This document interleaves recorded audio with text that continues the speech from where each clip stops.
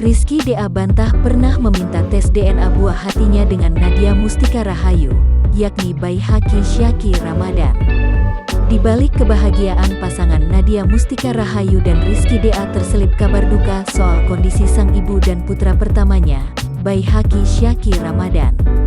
Pasalnya, di momen persalinan pertamanya Nadia Mustika harus rela berjuang tanpa dampingan Rizky DA. Hal itu terjadi lantaran Nadia Mustika Rahayu dikabarkan sedang menjalani masa pemulihan kala didiagnosa positif COVID-19.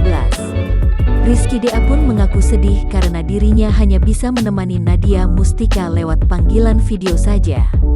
Meski anggota keluarganya tengah sakit, namun ada beredar kabar lain yang mengatakan Rizky DA disebut akan melancarkan niatnya melakukan tes DNA ke anaknya yang baru dilahirkan oleh Nadia Mustika Rahayu.